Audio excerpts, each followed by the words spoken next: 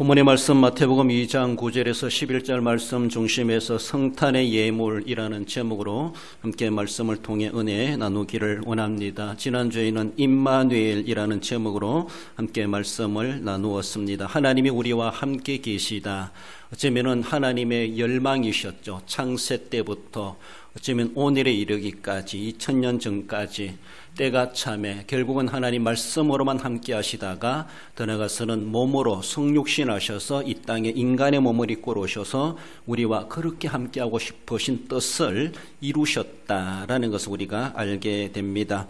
뿐만 아니죠. 지금도 성령으로 우리와 함께 하시고 늘 세상 끝날까지 함께 하시겠다 말씀하실 뿐만 아니라 성령으로 우리도 늘 함께하는 삶을 살아가기를 주님은 원하십니다. 함께라고 하는 것은 나 홀로 행하는 삶이 아닙니다.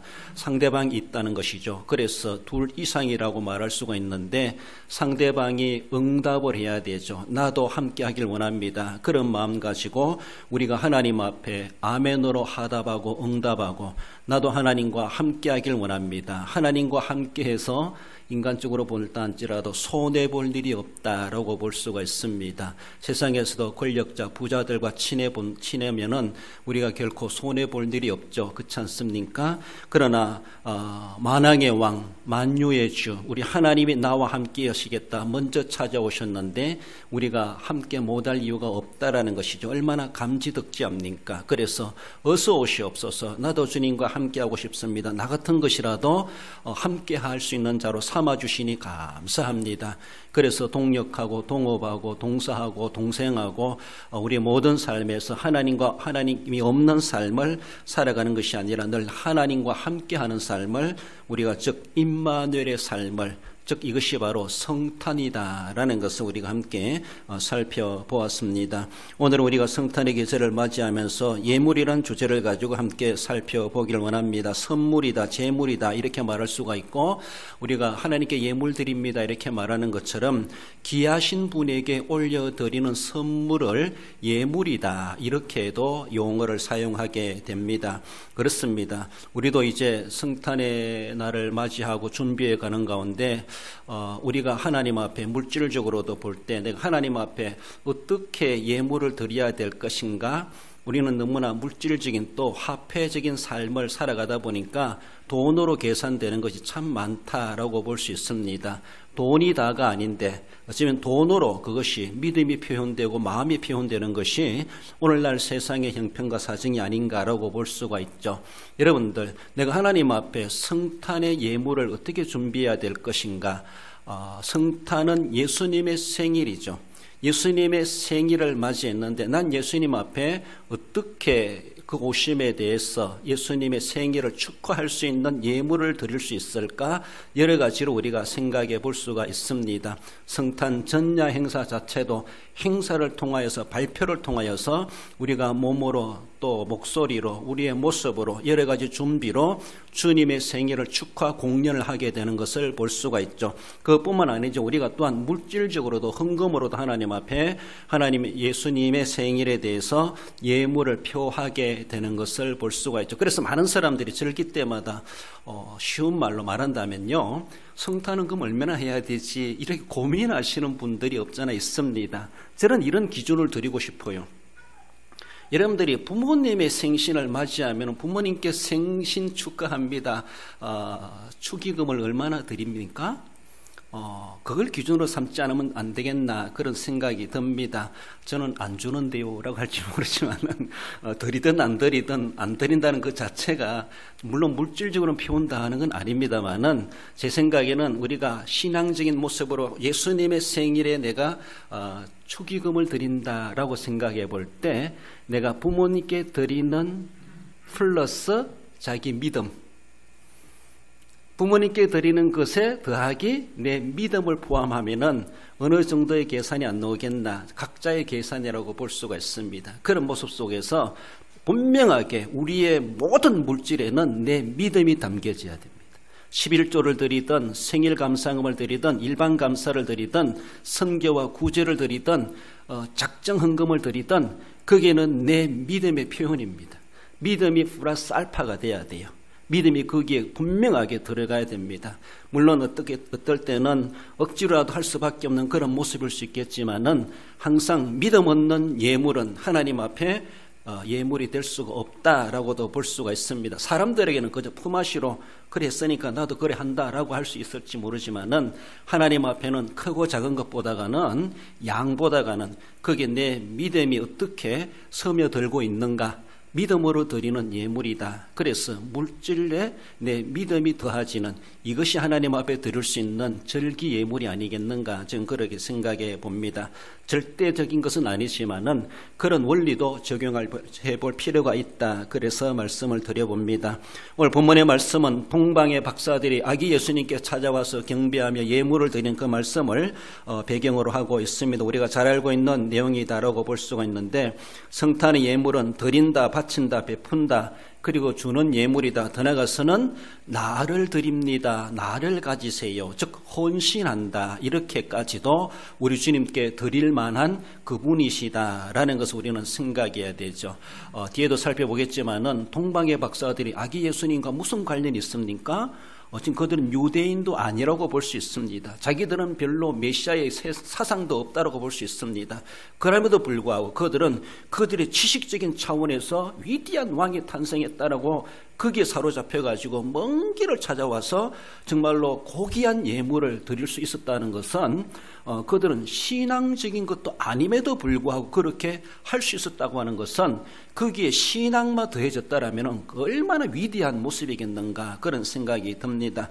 아무튼 우리도 성탄의 계절을 맞이하며 성탄의 예물에 제해 주시는 말씀 먼저 생각해 볼 때, 성탄의 예물의 원론적인 것은 먼저는 찾아간다라는 것이 귀한 예물이라고 말할 수가 있습니다.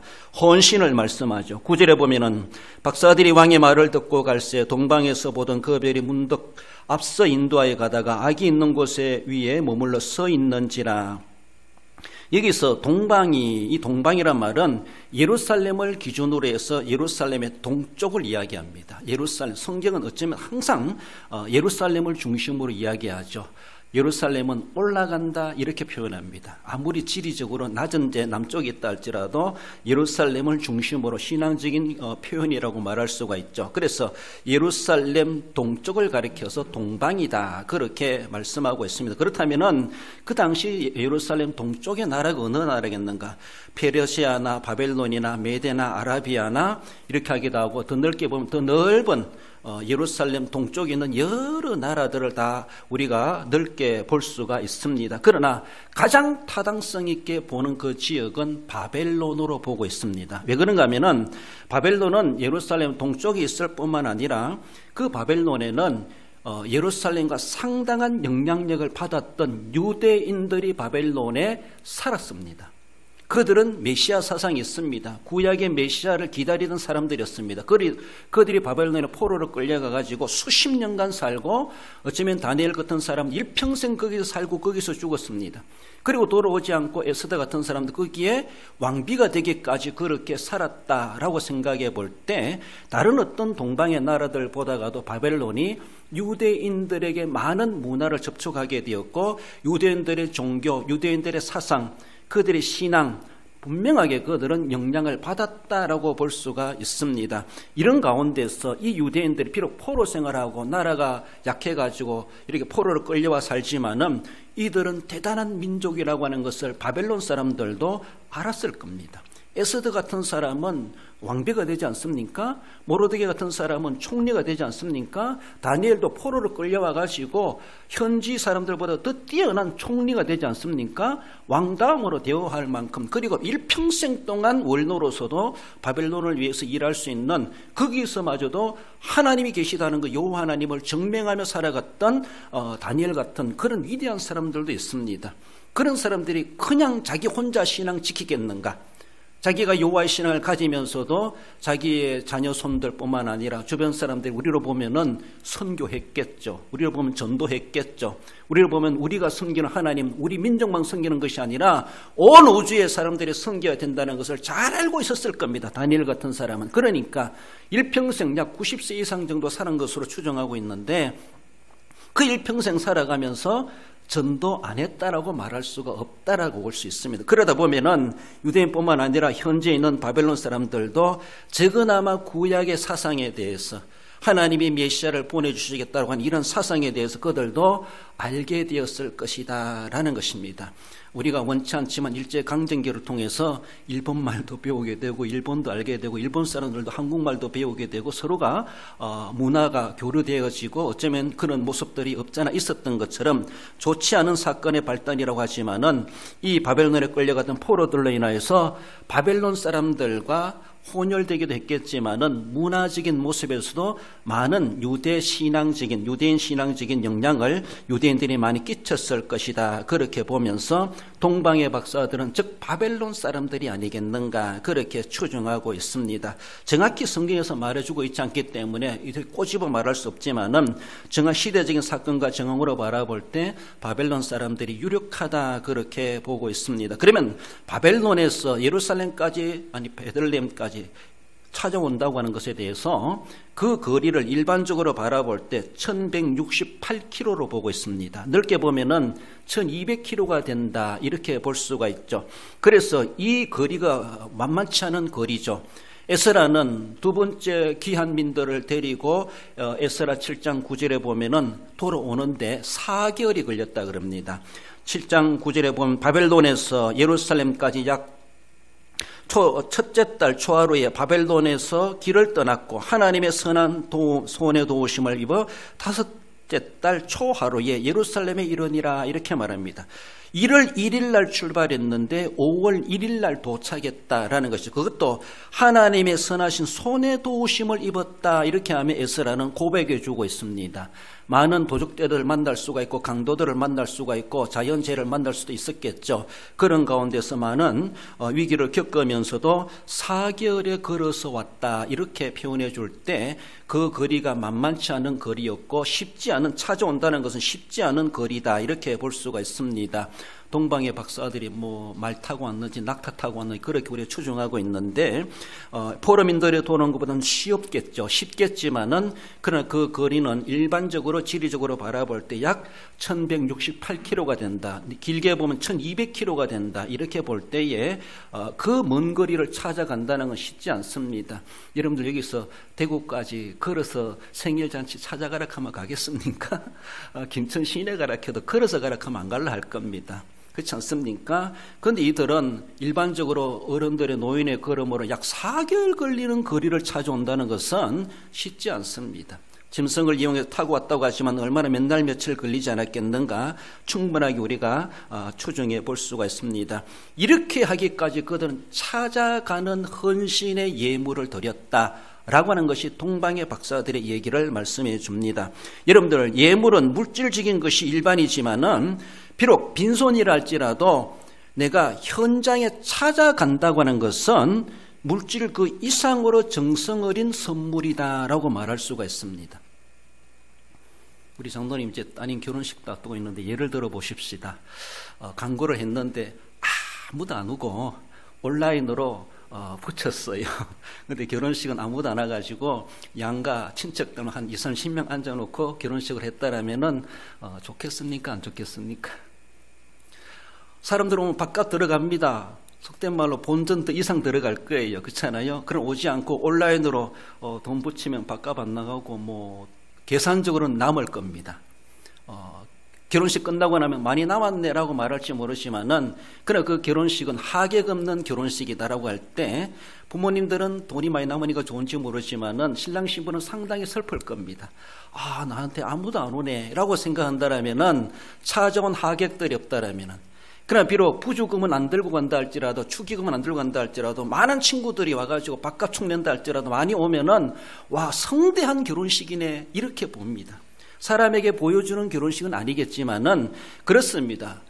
말씀드리고 싶은 것은 우리가 오늘날에 온라인으로 물질화돼 가지고 그것이 돈으로 표현돼 가지고 축의금 부의금 할 수 있겠지만은 그러나 그것보다는 내가 몸으로 찾아간다고 하는 건요 내가 몸으로 참여하는 것입니다. 너무나 발달한 그런 문화만 우리가 적용한다라기보다 정말로 내가 직접 현장에 찾아간다는 것은 내 시간을 드리는 겁니다. 내 수고를 드리는 겁니다. 이거는 내가 봉투를 드리는 그 이상으로 의미와 가치가 있다고 하는 것은 혼조에서도 이해를 해야 되죠. 그렇죠? 본인들도 이해해야 되죠. 우리도 마찬가지입니다. 우리 다 그런 일을 겪고 가는데 어쩌면은 봉투를 통해서 오늘날에 온라인으로 가져온다든가 봉투로 보낸다든가 뭐 할 수도 있겠지만은 그냥 내가 몸소 시간 내 가지고 참여한다는 것은 시간은 금이다라고 생각하기도 말하기도 하는데 얼마나 귀한 정성이겠는가라는 겁니다.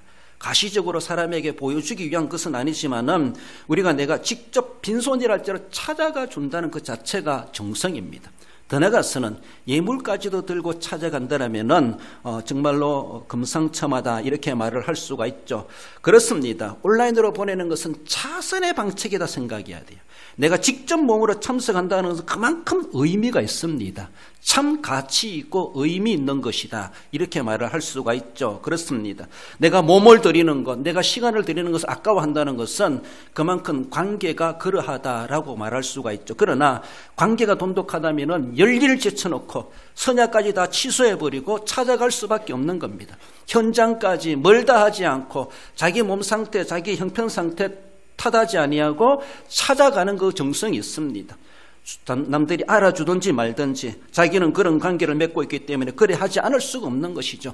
안 가면은 수백만 원의 축의금을 했으라 참 미안합니다. 이 마음을 가질 수밖에 없는 겁니다. 그 관계에 따라서. 관계가 돈독하다면 현장에 가서 참여해 주는 것이 그 무엇보다 의미가 있다라는 것을 우리는 생각해 볼 수가 있습니다. 이 동방의 박사들은 현장까지 먼 길을 마다하지 않고 그 길이 그렇게 쉬운 길은 아니었다라고 볼 수가 있는데 찾아왔다라는 겁니다. 여러분들, 그래서 직접 참여하고 가서 만나고 가서 얼굴을 맞대고 서로가 손을 잡고 접촉을 하고 그리고 서로가 함께 분위기를 느끼고 그러니까 서로가 감정적인 교감을 나눈다고 하는 것은 간 사람과 안 간 사람의 차이입니다. 그것이 현장에 가본 사람과 안 가본 사람의 차이입니다. 뭐 결혼식 또 뭐 장례식 별거 있겠습니까마는 우리 현장에 가서 함께 마음을 나누고 함께 기뻐해주고 함께 슬픔을 나눌 수 있다고 하는 것. 온라인으로 나눌 수도 있고 멀리서도 나눌 수 있고 화상으로도 나눌 수 있겠습니다마는 내가 현장에 찾아간다고 하는 것은 그만큼 그 물질 그 이상으로 의미와 가치가 있다는 것입니다. 그렇습니다. 우리가 하나님을 섬김에 있어서 마찬가지입니다. 코로나로 인하여서 온라인 예배 드린다, 온라인 헌금한다, 이것이 어쩌면 보편화되고 있는 오늘의 시세가 아니겠는가 보기도 하는데 그게 다 나쁘다 말할 수 없지만 그러나 우리가 할 수 있으면은 예배의 현장에 나아간다고 하는 것은 그만큼 하나님 앞에 정성이 담긴 겁니다. 코로나를 무릅쓰고라도 나가겠다는 것이죠. 나 코로나 걸려도 상관없습니다. 내가 예배당 가서 예배드려 코로나 걸려서 내가 어떻게 된다 할지라도 난 그 예배 난 빠질 수가 없습니다. 이런 각오, 이런 자세 얼마나 육신적으로는 조금 병 걸려 고달플 수 있을지 모르지만 하나님이 그 인생에 대해서 그 사람에 대해서 어찌 하나님이 기뻐하지 않으시겠습니까? 그 자손들에 대해서 하나님 어떻게 돌봐주지 않으시겠습니까? 그렇게까지 위험을 무릅쓰고라도 현장까지 찾아 나오는 그 정성을 보시는 하나님은 인격적인 하나님이십니다. 우리가 하는 그대로 알아주시고 갚아주신 우리 하나님이십니다. 모르실 하나님이 결코 아니시라는 것이죠. 날씨가 춥다 비가 오나 눈이 오나 좋으나 안 좋으나 기분이 좋으나 안 좋으나 내 형편이 어떠하나 내가 현장까지 나온다는 것은 그만큼 정성이 있는 거예요. 하나님은 무소부재하시기 때문에 아니 계신 곳이 없었기 때문에 내가 있는 이곳이도 하나님이 계신 곳이다. 여기서 예배해야지 할 수 있습니다. 얼마든지 할 수 있습니다. 그러나 말씀드린 것은 그것은 차선책이라는 것이죠. 온라인으로 보내는 것은 차선책이라는 것이죠. 정말로 관계가 돈독하다면 푸짐하게 들고 현장까지 가는 겁니다. 그 관계에 따라 그렇습니다. 우리가 하나님을 섬김에 대해서도 하나님을 그렇게 그저 온라인으로 화상으로만 대하실 그런 하나님이신가? 자기의 믿음의 수준입니다. 그것은 하나님과의 관계의 수준입니다. 하나님의 관계가 남다르다면은 바람이 불든지 비가 오든지 폭풍이 몰아치든지 무슨 일이 있다 할지라도 난 하나님의 만남의 장소를 가야지. 이 자세, 이 정신은 너무나 귀한 것입니다. 그렇습니다.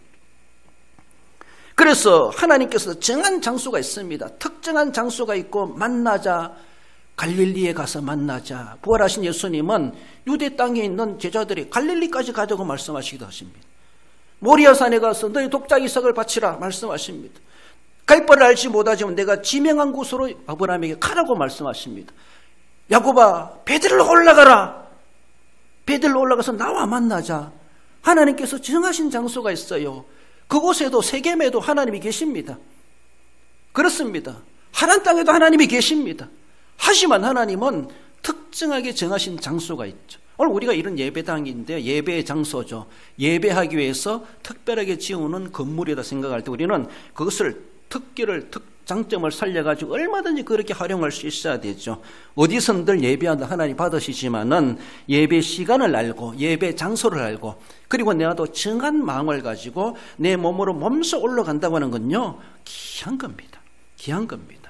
그래서 아픈 다리라도 끌고라도 유모차라도 끌고라도 찾아올라온다고 하는 것은 동방의 박사들이 먼 길을 향하여 찾아온 거나 다를 바가 없는 여러분들의 오늘의 발걸음이다라고 그 의미와 가치를 부여하기에 합당하다라고 말할 수가 있습니다. 그렇습니다. 얼마나 귀한지 몰라요. 그래서 교회에서도 어떤 행사를 할 때 수련회를 한다, 세미나를 한다, 재직 세미나를 한다, 뭐 어떤 단합대를 한다, 한마디로 어떤 한 해 밥 한 끼 먹으러 간다 했을 때 오시라고 하면은 나 같은 것이라도 끼워주십니까? 감사해서 얼른 올 수 있어야 되죠. 어떤 사람은 안 가요, 못 가요, 이래서 저래서 얼마나 자기의 형편을 합리화하는지 몰라요. 그래서 자격 없지만은 나 같은 것이라도 불러주니까 고맙습니다. 이런 자세가 돼야 되죠. 그래서 가자고 하면은 그래도 막 너무 분별 없이 막 행동하면 안 되겠지만은 그래도 조심스럽게라도 응해줄 수 있는 그런 자세는 긍정적으로 우리는 봐야 된다. 또 그런 자세가 필요하다라는 겁니다. 다윗은 그렇게 노래합니다. 시편 122편 1절에 보면 사람이 내게 말하기를 여호와의 집에 올라가자 할 때에 내가 기뻐하였도다. 예루살렘아 우리 발이 내 성문 안에 섰도다. 다윗이 사람들이 나로 하여금 여호와의 집에 올라가자. 사람들이 성전으로 올라가면서 이 집에 가서도 올라가자, 이 집에 가서도 올라가자, 같이 갑시다 막 불러냅니다. 나도 불러주니까 너무나 고맙습니다. 내가 기뻐하였도다. 나도 가자고 누가 불러주네? 같이 가자고 종소리 울리네? 나를 부르신 하나님의 음성이 들리네? 나를 부르시는 음성이구나 라고 하면서 얼마나 기뻐하는지 몰라요. 그러면서 마침내 예루살렘 성에 도달하면서 내 발이 우리 발이 성문 안에 섰도다. 내 발이 하나님의 성전 마당을 밟고 있다고 하는 것이 얼마나 감격스러워하는지, 하나님의 성전에 나도 올라갈 수 있다고 하는 것이 얼마나 귀한 것인지 그렇게 감격스러워합니다. 그렇게 감격스러워해요. 얼마나 귀한 자세입니까? 그렇습니다. 뭐 가마 가고 안 가면 안 가고 그 가마 뭐 별거 있나라고 생각할지 모르지만은 다윗은 그렇지 않았어요. 다윗은 우리가 그 다윗의 신앙을 본받아야 되죠. 성전 신앙이죠. 성전에 대한 하나님 앞에 나아간다는 것이죠. 하나님의 집에 내가 예배하러 시간을 맞춰 간다. 예배당까지 올라간다, 찾아간다. 얼마나 귀한지 몰라요. 유명하다면은 우리 사님 뭐 베트남도 갔다 오셨는데 그 좋다더라 한 가보자라고 하면은 자기 돈 들여가지고도 갑니다. 자기 돈 들여가지고 누가 차 안 태워줘도 그렇지 않습니까? 뭐 제주도 좋다더라 어디 가보자, 뭐 어디 먹을 것이 좋다더라 다 갑니다. 팔도광산 안 가는 데 없고 북한 땅이라도 갈 수 있으면 간다 가시오 열리면은. 그러니까 이방 애국 나라라도 그 좋다는 데 한 가보자. 유명하지 않은 곳에 안 갑니다. 관광지 갑니다. 유명한 곳에 갑니다. 알려진 곳에 갑니다. 좋다고 하니까 갑니다. 그렇습니다. 그런 곳에도 내가 시간 들이고 몸 들이고 돈 들이면서도 갑니다. 우리가 하나님을 섬기면서 하나님의 전에 나아간다는 것은 그만한 가치와 의미가 없는 것인가? 우리는 생각해 볼 때 동방의 박사들을 통해서 우리는 배워야 되죠. 하나님 앞에 내가 몸으로 나아갑니다. 비록 내게 있는 건 두레돈밖에 없지만, 내게 있는 것은 빈 봉투밖에 없지만 내 몸으로 하나님 앞에 드립니다 라고 그런 자세로 찾아감의 예물, 이것이 얼마나 귀한지 몰라요. 동방의 박사들은 바로 그러했다라는 것이죠. 그들이 드린 성탄의 예물이 무엇인가? 경배했다라고 말씀합니다. 11절에 보면은 집에 들어가 아기와 그의 어머니 마리아가 함께 있는 것을 보고 엎드려 아기께 경배하고, 그들이 찾아왔을 때 마태복음 2절에 보면은 2장 2절에 그에게 경배하러 왔노라라고 하며 예루살렘 왕궁을 찾아가가지고 정부 차원에 찾아가가지고 묻는 내용이 나오죠. 그래 우리는 그에게 경배하러 왔노라. 그러면서 오늘 본문의 11절에 악있게 경배했다. 이렇게 만나가지고 말씀해 줍니다. 이게 찾아온 사람들을 박사라고 그러죠. 그래 동방의 박사 이렇게 말하는데 이 박사는 마고이, 마고스 이런 단어를 사용합니다. 그들은 어떤 사람들인가 넓게 보면은 주로 이 단어가 바벨론에서 많이 사용된 단어라고 그렇게 말하고 있는데 박수, 점쟁이, 마술사, 들어가서는 신통력을 지닌 제사장들 이런 사람들 이 단어가 다니엘에게도 적용됩니다. 다니엘이 꿈풀이를 잘하지 않습니까? 마술사와 같고 정말로 어떠면 박수와 같고 남들이 알지 못하는 그 신비로운 세계까지도 내다보는 다니엘이었잖아요. 하나님을 믿으면서 하나님이 주시는 계시겠죠. 그렇죠. 그 은사겠죠. 그러면서 바벨론은 상당히 인정을 받습니다. 다니엘이. 그래서 많은 지혜자들보다 어른으로 인정을 받습니다. 나이는 어리다 할지라도. 그래서 그 다니엘에게도 적용되었던 말이 마고스, 마고이라는 것이죠. 우리가 여기서 동방의 박사를 생각해 볼 때 바벨론의 다니엘과 같은 사람이다 이렇게 추정해도 거의 동격적인 그런 사람들이 아닌가 그렇게 볼만하다라는 겁니다. 그래서 성경에서도 동방의 박사 이런 말을 합니다.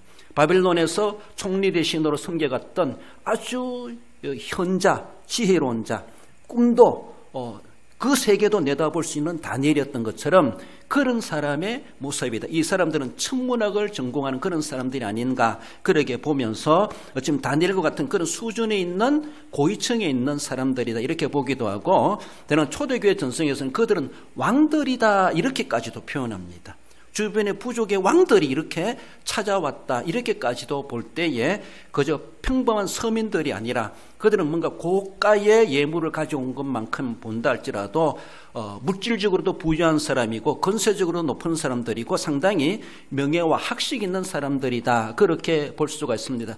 그렇게 고귀하신 분들이 수천리 길을 그렇게 건너와 가지고 그것도 피덩이 애기한테 경배했다고 하는 것은 이것은 남다른 모습입니다. 어쩌면 그렇게까지 할 수 있을까라고 말할 수가 있죠. 그 왕이 지금 통치해가지고 자기의 어떤 관계해가 물물교환해가지고 국제적인 외교를 형성해가지고 뭔가 자기 나라 이득이 되는 거 이런 것도 바라볼 수가 없는 피덩이 애기한테 와가지고 무릎을 꿇고 엎드려 경배했다 그렇게 말하고 있습니다. 얼마나 그들은 무엇을 보았기에 어떤 영감을 받았기에 그렇게까지 할 수 있겠는가? 참 우리가 신앙적으로 생각한다 할지라도 이해되지 않는 그들의 모습이다. 그들이 우리만큼이나 신앙심이 있어가지고 그렇게 했겠는가? 메시아관이 있어가지고 그렇게 했겠는가? 그것은 아닌 것 같기도 합니다.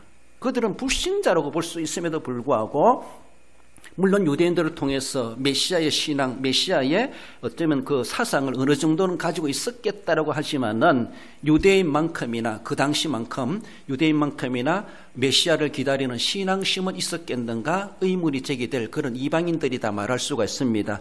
함에도 불구하고 유대인들도 못하는 그런 행위들을 그들은 이렇게까지 하는 걸 바라보면은 어쩌면 하나님은 도리어 그들의 신앙을 우리들의 신앙보다 더 귀하게 보시는 것은 아니겠는가라고 평가할 만큼 그들의 행위가 그렇게 나타난다는 것이죠. 행함으로 보여주지 않습니까? 그렇습니다. 그런 모습 속에서 참 이방인이지만 지금 우리보다 나은 것은 아닌가 이렇게도 우리가 부끄러움을 느낄 수 있어야 됩니다. 그들은 악있게 경배하고 경배한다는 것은 예배한다, 경의를 표한다 이런 말입니다. 그래서 그들은 무릎을 꿇고 엎드려 경배했다. 그들의 경배의 자세가 어떠한가를 보여주고 있죠. 그것은 이 엎드려서 무릎을 꿇고 경배한다는 것은 헬라나 로마의 예법도 아니라는 것이 그건 하나의 동양의 예법의 하나의 모습이라는 것이죠. 우리가 무릎을 꿇고 절을 한다는 것이죠. 우리가 세상에서도 세상상 절하는 제사할 때도 보면 그렇지 않습니까? 아주 엄숙하게 아주 경건하게 무릎을 꿇고 아주 그렇게 우상 숭배하는 것이지만 그렇게 제사를 드리는 것을 볼 수 있는데 동양의 풍습이라는 것이죠. 그러니까 이 동방의 박사들도 한마디로 동양 사람들이 아닌가 그렇게도 보기도 합니다. 아무튼 그들은 경배를 했는데 그 경배는 헤롯 왕에게 찾아가서 경배한 것이 아닙니다. 베들레헴이다. 베들레헴에 찾아왔습니다. 거기에 보니까 어쩌면 어머니 품에 안겨있는 아기 예수께 경배했다. 모친에게 경배한 것도 아니고 요셉에게 경배한 것도 아니고 그 품속에 안겨있는 아기 예수께 경배했다. 라고 하는 것이 마태복음에서 주되게 강조해주고 있습니다. 이것은 무엇을 말하는가 하면은 경배의 대상은 성모 마리아가 아니라는 겁니다. 경배의 대상은 부친 요셉이 아니라는 것입니다. 경배의 대상은 그 당시 있었던 헤롯 왕이 아니라는 겁니다. 그 당시 빌라도 총독이 경배의 대상이 아니라는 겁니다. 걸출한 사람들이 있었습니다. 하지만 그 먼 길을 찾아와서 경배했던 그 동방의 박사들은 경배의 대상을 누구로 봤느냐? 마리아의 품에 있는 아기 예수께 경배했다. 아기 예수. 그 아기지만은 예수라는 것이죠. 자기 백성을 저희 죄에서 구원할 자이라. 임마누엘이라 하리라. 그는 그리스도이시니라 말씀하시는 것처럼 바로 그들은 우리가 찾는 그 바로 그리스도, 우리가 그토록 기다렸던 메시아, 그런 신앙이 있었는지 모르지만은 그 모친도 아니었고 부친도 아니었고 당대의 통치자 왕 헤롯도 아니었고 오직 그들은 아기 예수께 엎드려 무릎을 꿇고 경배했다라는 것은 경배의 대상은 유일한 하나님이시다라고 하는 것을 분명히 그들의 행위를 통해서도 우리에게 보여줍니다. 그렇습니다. 우리를 말할 때는 만왕의 왕 되신 예수님이십니다. 만왕의 왕이십니다. 그 만왕의 왕 앞에 엎드려 경배하지 않을 사람 누가 있겠습니까? 뻣뻣하게 고개를 쳐들고 나는 경배 못해 라고 할 사람이 누구 있겠습니까? 그 권위 앞에서도 숙여질 수밖에 없을 겁니다.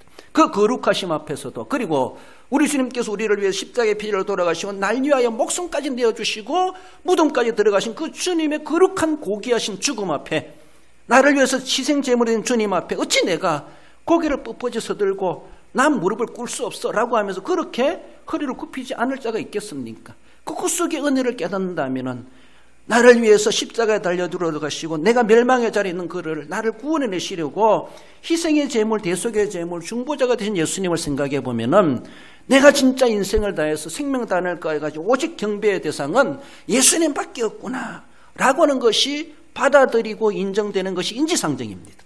믿음의 반응입니다. 이것은 어느 누구가 경배의 대상이 되는 것이 아니라, 마리아도 경배의 대상이 아니요, 요셉도 경배의 대상이 아니요, 이 세상의 통치자도 경배의 대상이 아니라 오직 하나님, 오직 나의 유일한 구세주 예수 그리스도만이 경배의 대상이라고 하는 것을 동방의 박사들을 통해서도 보여줍니다. 그들은 그것을 알고 누구에게 경배해야 될 것이 분별할 줄 알았던 사람들이었습니다. 진짜 정말 우리보다 신앙이 좋은 건 아닌가 이렇게 보여질 만큼 참 저들은 참 분별력이 있었구나, 참 똑똑한 사람들이구나, 뭔가 아는 사람들이구나, 사회적으로도 세상적으로 그렇게 볼 수 있는 사람들이었습니다. 예수님도 말씀하지 않습니까? 마태복음 4장 10절에 주 너희의 하나님께 경배하고 다만 그를 섬기라 하였느니라. 마귀가 자기한테 경배하라, 내가 만국을 주리라 라고 하지만 주님은 물리치지 않습니까? 오직 하나님께만 경배하라고 하셨다. 오직 경배받으실 분은 세상 그 어떤 권세자도 아니요, 내 밧줄을 쥐고 있는 사람도 아니라, 내 생명줄을 쥐고 있는 사람도 아니라 오직 예수 그리스도, 오직 하나님만이 유일한 구세주이시여 그분만이 경배받으셔야 될 우리의 하나님이시다라고 하는 것을 분명히 말씀합니다. 앞서 목자들도 찾아와서 경배했죠. 누가복음 2장 20절에 보면 목자들은 자기들에게 이르던 바와 같이 듣고 본 그 모든 것으로 인하여 하나님께 영광을 돌리며 찬송하며 돌아가니라. 그래서 우리가 오늘도 예배하러 나왔다는 것, 하나님 앞에 내가 무릎을 꿇고 엎드려 경배하는 거나 다를 바가 없습니다. 내가 예배를 드리지 않는다, 예배를 빼뜨린다라면은 그 경배의 자리에서 내가 빠지는 거나 다를 바가 없고, 왜 안 왔지 의심받을 수가 있다라고 생각해 볼 때 그들은 주님 앞에 경배함으로 예물을 드렸다라고 말씀합니다. 나아가서 그들이 드린 것은 또한 드림이라고 하는 것으로 말해볼 수가 있습니다. 11절 하반절에 보배압을 열어 황금과 유황과 모략을 예물로 드리니라. 드린다는 것은 프로소페라는 그런 단어인데, 가져오다 바치다, 제물을 가져오다, 제단에 바친다, 이런 의미를 가지고 있습니다. 구약의 성도들이 제물을 가지고 오죠. 예물이라 그러죠. 예물이 너무나 많습니다. 이렇게 말하기도 하죠.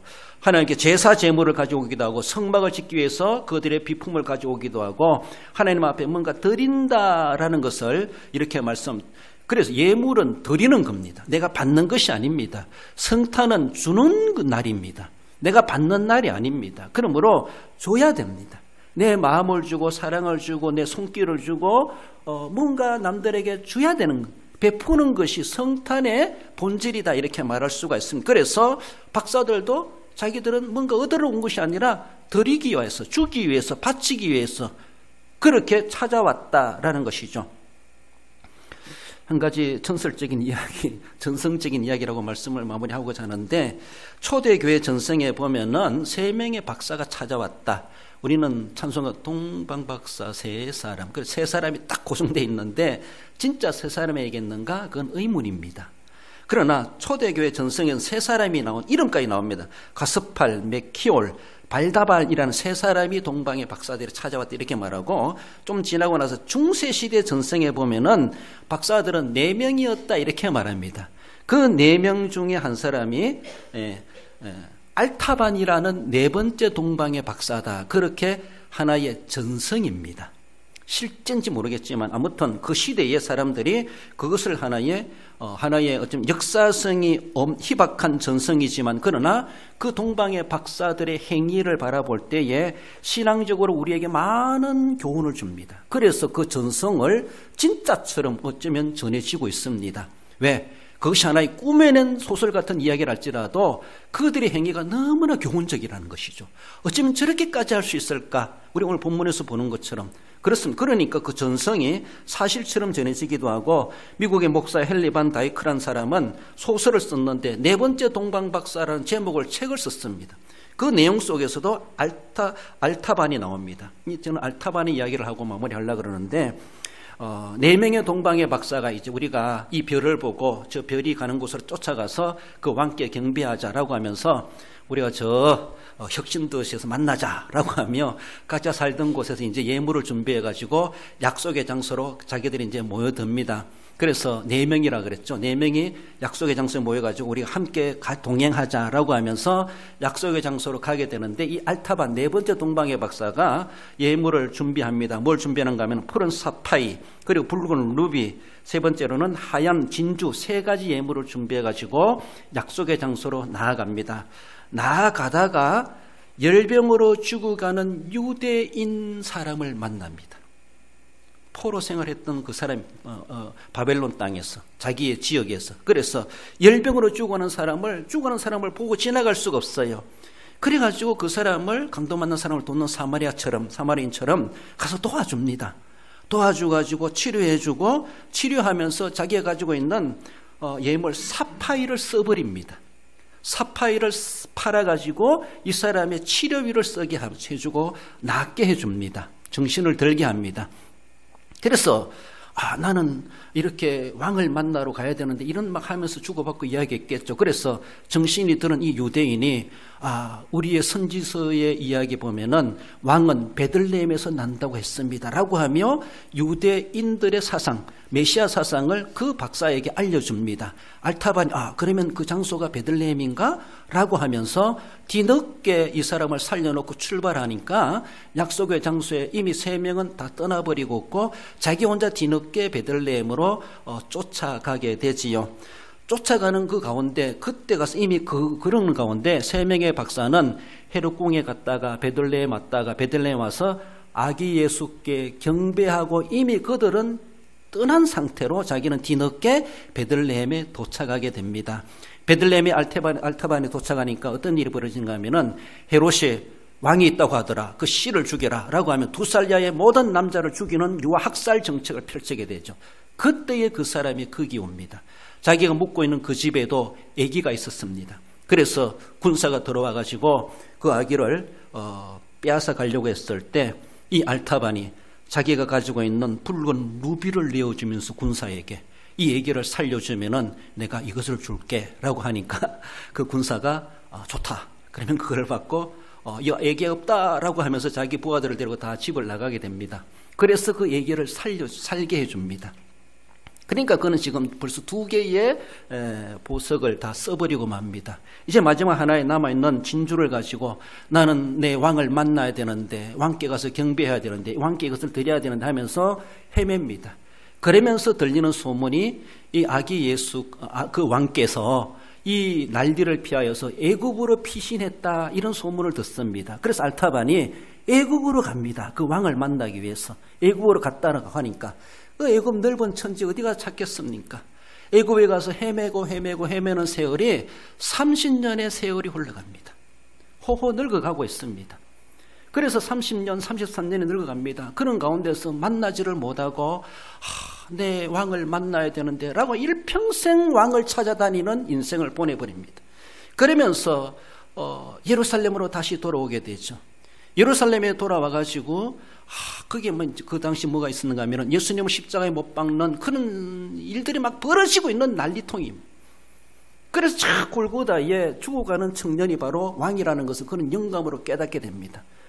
내가 마지막 남아있는 진주를 가지고 저 청년을 내가 살려내고 내가 그분께 드려야지 라고 하면서 이 진주를 주면서 그 한 사형수를 살려내기 위해서 골고다를 향하여 가게 되죠.